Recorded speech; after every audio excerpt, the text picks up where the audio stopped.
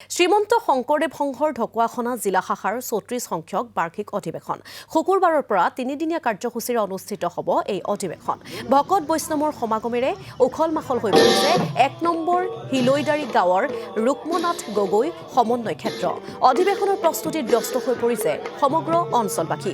হৰিনামৰ ধ্বনিৰে মুখৰ হৈ পৰিছে আকাশ বতাহ। সহস্ৰাধিক অতিথিক সাদৰিবলৈ সাজু হৈছে ১ নম্বৰ হিলৈদাৰী গাঁওবাসী। অতিথি আপ্যায়নৰ বাবে গাঁৱৰ জীয়ৰী বোৱাৰীসকলে প্ৰস্তুত কৰিছে লাৰু পিঠা পকা মিঠৈ ইত্যাদি।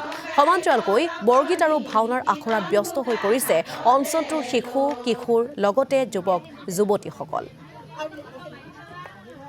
আৰু আমালৈ প্ৰতিবেদন আগবঢ়াব এই সন্দৰ্ভত সাংবাদিক প্ৰতাপ দত্তই।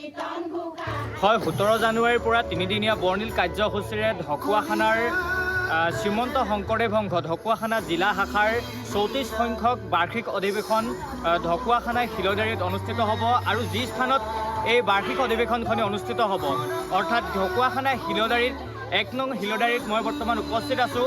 আৰু কাইলৈৰ পৰা যিহেতু তিনিদিনীয়া বৰ্ণিল কাৰ্যসূচীৰে অনুষ্ঠিত হ'ব ৩৪ সংখ্যক শ্ৰীমন্ত শংকৰদেৱ সংঘ ঢকুৱাখানা জিলা শাখাৰ বাৰ্ষিক অধিৱেশন।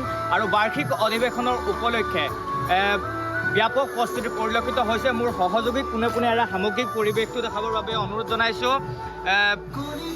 ঢকুৱাখানাৰ ১ নং হিলৈদাৰীত তিনিদিনীয়া বৰ্ণিল কাৰ্যসূচীৰে অনুষ্ঠিত হ'ব শ্ৰীমন্ত শংকৰদেৱ সংঘ ঢকুৱাখানা জিলা শাখাৰ ৩৪ সংখ্যক বাৰ্ষিক অধিৱেশন।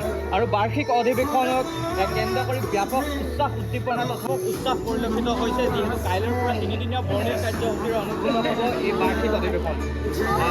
প্ৰায় ৯০% কাম সম্পূৰ্ণ হৈছে এই বাৰ্ষিক অধিৱেশনখনিক কেন্দ্ৰ কৰি। মোৰ সৈতে উদযাপন সমিতিৰ একাংশ বিষয়ববীয়া আছে। পোনপ্ৰথমে তেওঁলোকৰ পৰা মন্তব্য ল'বলৈ যত্ন কৰিম। কাইলৈৰ পৰা আপোনালোকৰ যিহেতু কাৰ্যসূচী অনুষ্ঠিত হ'ব, কি কাৰ্যসূচী আছে বা এই গোটেই কাৰ্যসূচীটোৰ বিষয়ে চমুকৈ কওকচোন। কৃষ্ণ জয়গুৰু শংকৰ অহা ১৭ তাৰিখৰ ১৭, ১৮, ১৯ জানুৱাৰীত আমাৰ ঢকুৱাখানা জিলা শাখাৰ ৩৪ সংখ্যক বাৰ্ষিক অধিৱেশন ভাগি এবাৰ খুব উলহ মালহেৰে ঢকুৱাখানা আঞ্চলিক শাখাৰ আতিথ্যত মাধৱ প্ৰতালী শাখাৰ অনুষ্ঠিত হ'ব। খুব বৰ্ণিলভাৱে আমি এইবাৰ অনুষ্ঠিত কৰিবলৈ যত্ন কৰিছোঁ।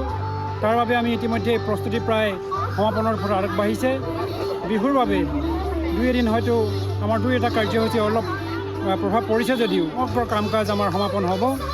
ইতিমধ্যে পেণ্ডেলৰ কাম প্ৰায় সমাপন হৈছে, লগতে প্ৰতিনিধি সভাগৃহৰ কামো প্ৰায় সমাপন হৈছে। ভোজনালয়ত আমি ৫০০ মানুহ একেলগে খাব পৰাৰ ব্যৱস্থা কৰিছোঁ।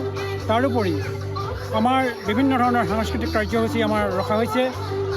৮খন ঢকুৱাখানা জিলা শাখাৰ 8খন আঞ্চলিকে প্ৰতিদিনে তেখেতলোকৰ যি সাংস্কৃতিক সম্ভাৰ, সেই সম্ভাৰে তেখেতলোকে ঢকুৱাখানা জিলাখনক উপস্থাপন কৰিব। প্ৰথম দিনা আমাৰ আইমাতৃ সমাৰোহ আছে।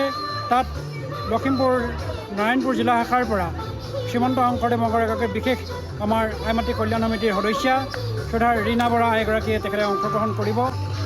১৮ তাৰিখৰ দিনা শ্ৰীমন্ত শংকৰদেৱ সংঘৰ প্ৰধান সম্পাদক শ্ৰদ্ধাৰ শ্ৰীযুত কুশল ঠাকুৰীয়া বাপজনা আৰু আমাৰ সেৱা বাহিনীৰ মুখ্য অধিনায়ক শ্ৰদ্ধাৰ সঞ্জীৱ বৰা বাপজনাই অংশগ্ৰহণ কৰিব।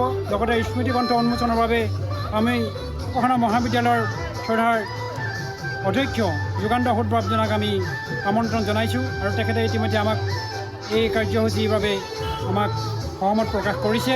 লগতে ১৯ তাৰিখৰ যি বৰ্ণাঢ্য কাৰ্যসূচী আছে তাত আৰম্ভ হ'ব, আমাৰ পথপ্ৰসংগৰে আৰম্ভ হ'ব। তাৰপিছতে আমাৰ ঢকুৱাখানা জিলা শাখাৰ নৱনিৰ্বাচিত সভাপতি শ্ৰদ্ধাৰ প্ৰণানন্দ গগৈ বাপজনা। হয়, নিশ্চয়কৈ শংকৰদেৱ সংঘৰ ঢকুৱাখানা জিলা অধিৱেশনৰ পৰা আমাক কিছু সামগ্ৰিক পৰিৱেশ দেখুৱালে। উখল মাখল হৈ পৰিছে অধিৱেশনস্থলী। সেই স্থানৰ পৰা আমাক প্ৰতাপ দত্তই কিছু দৃশ্য দেখুৱাৰ বাবে তেওঁক এই মুহূৰ্তত আমি ধন্যবাদ জ্ঞাপন কৰিছোঁ।